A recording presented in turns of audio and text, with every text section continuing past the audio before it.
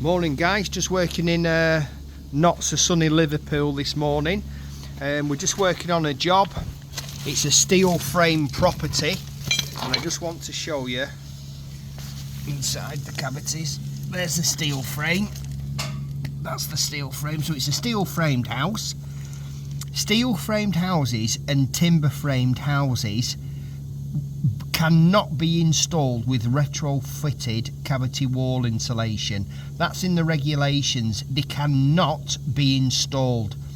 If you have a timber framed or steel frame property and it's got cavity wall insulation installed, you will not be able to sell that property or get a remortgage on it.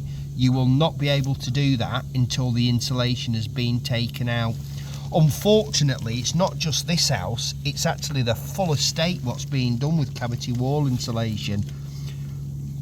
Nobody can sell the houses or get a remortgage because the insulation's fitted.